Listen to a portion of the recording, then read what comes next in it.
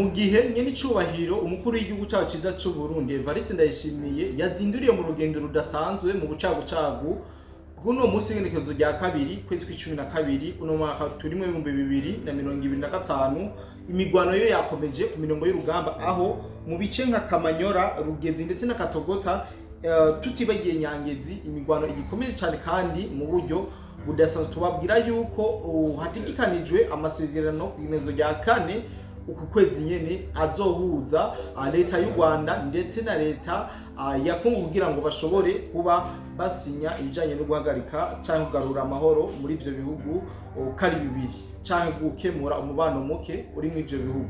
Amakuru dufise nuko ubu ibintu bitoroshe mu buseruko bwa Kongo na cyane mu bice bisanzwe biri ngaha muri Sud Kivu ndetse no muri Nord Kivu. Nubabwira yuko mwana makuru twabateguriye harimo byinshi muza gusangamwo, harimo novuga yuko byose mu byo mwifuza ko mushaka kumenya kuri uno munsi.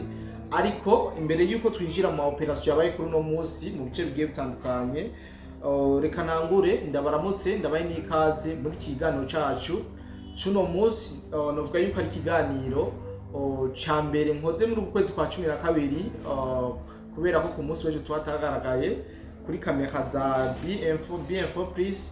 Ndabaramutse ndabahe n'ikaze muri iki kiganiro cacu cuno munsi twigenekerezo rya kabiri kwezi no kw'icumi na kabiri uno mwaka turimwo w'ibihumbi 2025. Kacema ndamutse cyane mwese mudukurikirana aho muherereye hose, yaba ari ngaha mu gihugu cyacu cy'u Burundi, abari mu Rwanda, Kenya, Tanzania, Uganda, Mozambique, South Africa, Zambia n'ahandi henshi muherereye muri Afrika. Tutibagiye abari Burayi, abari muri Amerika, Aziya, reka mu mpande zine z'isi tubaramutse tubahe ikaze na karibu. Mwiriwe cyangwa mwaramutse bivanye n'amasaha muri ko muradukurikirana. Twe ngaha mu Burundi turacari ku masaha yo ku murango. Rero ati bimeze gute, byifashe gute ku mirongo y'urugamba ku munsi wejo imbere y'abanditsi n'abamenyesha makuru. Nyene icubahiro Evariste Ndayishimiye General Major yarasobanuye ikizoba kimujanye muri urugendo yafashe kuri uno munsi Washington, aho yatumwe ko yarafise ubutumire bwa Perezida wa Leta Zunze Ubumwe za Amerika Donald Trump, aho yamutumye ko kugira ngo aze kuba icabona canke aze kuba umurorerezi w'amasezerano igihugu c'u Rwanda gitegura gusanyanira n'igihugu cha Kongo ku ibi bijanye no kugarura amahoro n'umutekano muri kino gihugu cha Kongo, na cyane bivuga yuko ndetse binibonekeza neza yuko ari leta y'u Rwanda yoba yarasoje intambara mu gihugu cha Kongo. President Ndayishimiye imbere y'abamenyesha makuru yarashikirije yuko atagiye abantu batokwibaza yuko hari izindi mvo zitumye afata urugendo, ahubwo ariko bidatewe nuko abasikare b'abarundi bari muri Kongo, bidatewe n'ibindi byinshi abandi bagiye bavuga, atumeko kuba nk'umurorerezi muri ano masezerano bagiye gusinyanira kugenekerezo rya kane. Twabwira ni byinshi byavuzwe, ariko yarashoboye guca atanga umuco ku bijanye n'intambara ziriko ziraba mu gihugu cha Kongo, aho mbere yanabajijwe ikibazo abazo ati mbega nyene icubahiro Evariste Ndayishimiye ubibona gute, izi ntambaro zibona gute ko tuguma tubona ziguma zigwira kugira zigabanuke? Ati cizere cyo kugira zigabanuke mubona kiriho bimeze gute? Yavuze ati izi ntambara ziri muri Kongo n'intambara novuga yuko zigoye kandi zoroshe ugerageje kuraba ivyo bapfa, kuko wewe aremeza neza yuko bajya atarabakongomani atari umugambi w'abakongomani, ahubwo ari leta y'u Rwanda iriko irosha abacange bari kugira ngo bashobore kugira ivyo basahuye mu gihugu ca Kongo. Aranahamagara abakongomani bose yuko bova inyuma y'ababosha, nyamba ari kibazo bafitaniye na leta yabo bagafata umwanya bakacicarira, akaba aribo bacikemurira ata wundi muntu wo hanze canke ata wundi muntu ariko arabosha kugira ngo bashobore gukemura ico kibazo basanzwe bafitaniye. Ku bantu bakurikiranye kino kiganiro ndibaza yuko bahahumviye byinshi, na jewe journaliste ndetse n'umusesanguzi tukaba turi mu bari batewe iteka byo gushika mu nzu Ntare House kugira ngo dushobore kuba dukurikiranira hafi ibijanye n'ico kiyago umunye n'icubahiro yariko aratanga. Ndaze kugaruka mu mpera ku bijanye n'ivyo twashoboye gushikiriza ndetse n'inyishu y'ivyo yishuye ku biriko biravugwa ari byinshi ku majambo menshi yariko aravugwa haba ngaha mu gihugu ndetse no hanze, ariko reka mu nkundire twisimbirire neza na neza ku mirongo y'urugamba turabe ingene vyifashe kugira ngo duce tugaruka tubabwira bimwe mu vyaranze ku nama canke kuri kiyago umukuru w'igihugu yagiraniye n'abanditsi hamwe n'amenyesha makuru muri Ntare House. Icambere twabwira nuko nkuko nabivuze mu ntangamarara Rugezi, Kamanyora ndetse na Katogota ibintu birakomeye cyane. Iyi Kamanyora ni igice gifiswe ahanini n'inyeshamba z'igihugu cy'u Rwanda, akaba ari zo zatanguje imigwano, akaba hariko harabera imigwano mu gihe iyi Kamanyora tuzi yuko inyeshamba zaramaze kuba zigarura. Ndazi umusanguzi mu kiganiro yatanze kuri BF abatarakira muje gukiraba yatanze uburyo ino migwano iri kirabera ngaha muri Kamanyora, ndetse babwira na Rugezi na Katogota uko bimeze uko vyifashe. Niko ndavuga yuko mu gihe abandi bariko baritegura bariko baraje gusinya amasezerano y'amahoro, abandi nabo bakomeza kugwiza ingabo ku mirongo y'urugamba, ndetse haba ku mpande zose birerekana yuko bagiye muri ano masezerano. nka Fentaje wanashima ku munsi w'ejo harinjiye kuri axe ya Mwenga Prito ya Kamanyora ikamyo zigira kuri 12 z'abasirikare ba RDF aho bari baje kurenforcer ngaha mu gihugu cy'u Rwanda, mu gihe president wabo nawe ari mu rugendo agana Washington nawe kugira ngo bashobore gusinya amasezerano, ariko yagiye arungitse abandi basirikare batari bake kugira ngo bashobore kuba bari ko barakora ibidasanzwe ngaha muri Kongo. Ariko tutibagira yuko na Wazalendo yabonekanye iri mu makamyo kabisa, ubona yuko yariko irerekeza neza na neza muri Katogota gurenforcer abandi Wazalendo bari kugira ngo bashobore guhasha bakubite batongora zino nyeshamba z'igihugu cy'u Rwanda. Ubona yuko ziziziye ngaha mu buseruko bwa Kongo. Urumva bisa n'ibintu n'umukino, bisa n'inkinamico gerageje kuraba uburyo ku mpande zose baguma barenforcer ku mwanya. Ibi ndazi bijanye n'ibi bice umusesanguzi yaba babwiye ngene bimeze, ariko je ndaje kugira ngo dutebe ngaha muri Nyangezi na gace karimo aba Wazalendo benshi. Nyangezi na gace karimo ano ma coalition sikarabi, haba coalition FARDC ndetse na coalition ya M23. Amakuru dufise nuko kuri uno munsi masaha ya gatondo ibintu bitari byoroshe. Kuri uno munsi masaha ya gatondo hadutse imigwano ngaha muri Nyangezi, na cyane ku bice birimo inyeshamba za M23 RDF coalition yose muri rusanga. Ati imigwano yatanguye mu gihe cy'agatondo aho coalition ya FARDC ariyo yagavye ibitero ahasanzwe hari birindiro vya muri Nyangezi vya RDF. Ati rero byari bimeze gute, byagenze gute? Ni gitero FARDC, coalition FARDC yakoresheje ingufu nyinshi, yatakanye ingufu nyinshi kuko ahadeja muri Nyangezi muri bino bice M23 yari amaze kuhashinga bya bikoho biba byikoreye amabombe bijya bibaduza ku nkuko bakaduza yaje gitangura kurekura amabombe bijya bimodoka bari bamaze kuba bamaze kuvyestara ngaha muri Nyangezi. Rero ni ibintu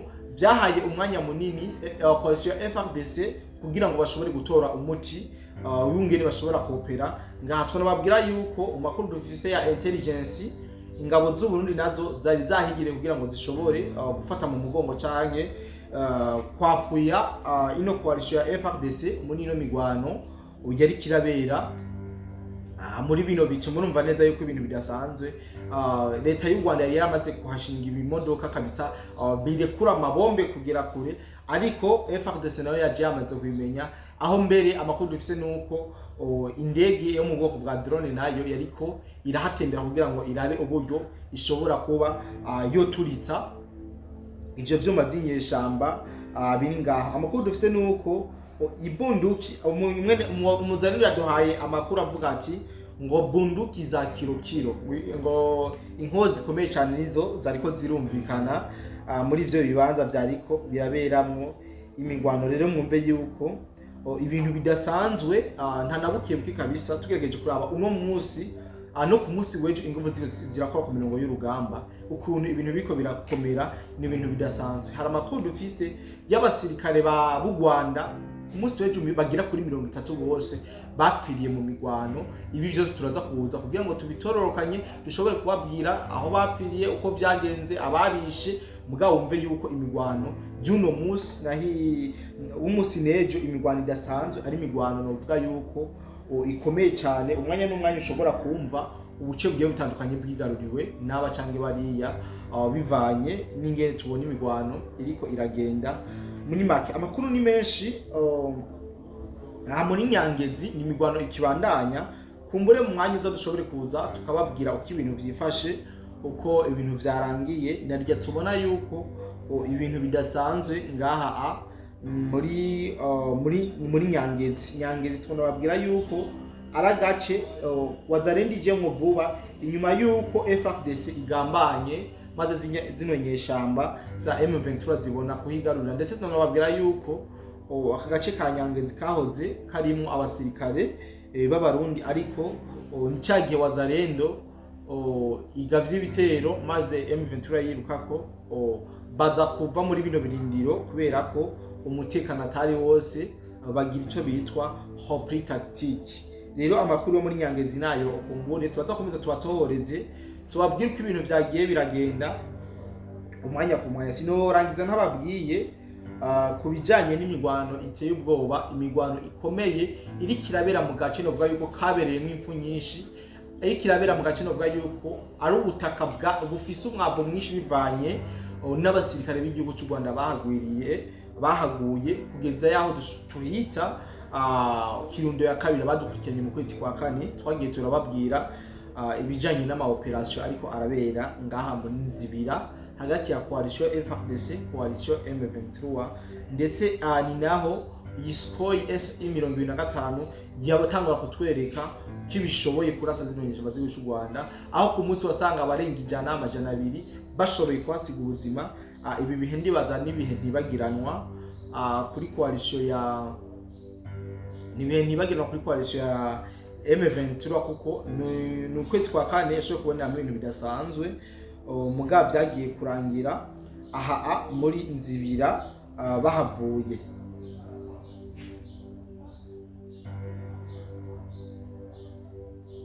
Aha muri Nzibira rero imigwano irabandanya, imigwano iteye ubwoba, aho amakuru dufise nuko ari M23 yashoboye kuba igaba ibitero muri buno buce, ariko ntabwo ari Nzibira munyihe mbabarire, ahubwo ni Kaziba murabizi vyahabereye. Kaziba twahise abanda diteneje na Nzibira, urumva ko arico kibugomba kubona cyo kimwe mu twihanganire. N'ahantu ariko harabera imigwano idasanzwe kuri no munsi, aho abene igihugu bo batubwiye ati ibintu nivyoroshe. M23 yagavye ibitero ahasanzwe hari birindiro vya wazalendo, maze turiko turumva amasasu menshi, turiko turumva ibiturika vyinshi arivyo biriko birabomborana ngaha nyene. Bisigura yuko ino M23 yasubiye kugira tentative yo kugira ngo ishobore kugaruka yigarurire ibice bigiye bitandukanye aha muri Kivu, nubwo bona yuko ibintu bikomeye. Rero nogenda batera inkuru muri make, dutera inkuru twari tubaza ibisi tubabwira ivyo muri Mwenga uko vyifashe. Mama M23 ikavuga ati Mwenga twayifashe, coalition yabo bagatamba, ndetse najanye makuru byabo bagatamba bagatarika ngo Mwenga bayifashe. Ariko nagenda babwire kugeza nino saha inyeshamba zabuze ho zimenera kugira ngo zishobore kwinjira mu buryo bweruye muri Mwenga, inyuma yuko ingabo z'u Burundi FDNB zavyifatiye mu ntoki maze zikubita zitababarira zino nyeshamba z'igihugu cy'u Rwanda. Amakuru dufise nuko zino nyeshamba ziriko ziragerageza guhiga izindi nzira kugira ngo bikunde bashobore kwinjira, kugira ngo bikunde bashobora kwinjira muri Mwenga, ariko ingabo z'u Burundi zabahakaniye mu Kirundi ciza. Rero novuga yuko ku munsi w'ejo muri Mwenga hiriwe agacerere kadasanzwe. Uno munsi turamenya makuru yaho mugabo, kubera ko inyeshamba zari zaturuye zakubiswe ziragoka, nta operation zigeze zigaba aha muri Mwenga. Ahubwo amakuru dufise nuko hari agacerere kabisa kadasanzwe, ndetse kanatumye abantu bibaza byinshi, bavuga ati nako twumva agacerere vyo bigiye kugenda gute. Ariko mwumve muhumure kabisa, ibintu bimeze neza, ibintu biriko biragenda neza ata kibazo na kimwe. Rero ico twobabwira nuko tuzakomeza kubatohoreza amakuru menshi y'ibiri ku mirongo y'urugamba, aho mbere ku kintu navuze ntatevye ko kubijanye n'ano makamyo 12 vyagaragaye neza yuko ari abasirikare ba RDF bari kubarinjira mu gihugu ca Congo. Target iracari yayindi, target no kurasa abasirikare bari Katogota, target no kurasa coalition FARDC iri mu bice bigiye bitandukanye paka ngo bashike mu gisagara ca Uvira. Ibi ni ibintu novuga yuko bikomeza kwibonekeza bivanye n'uburyo amahamforo akomeza kubamesha, ariko turaza kugira ngo tuze kubana namwe kumwe tubabwira byinshi nyene imeze, ariko rikadufate yuko ibintu bikibandanya kumbure turongera duhuriye namwe mu bindi biganiro byacu vy'uno munsi. Yari Jericho Dide Black, nizere yuko duhurira muri commentaire, kandi dushobora kubayagira byinshi. Bye bye.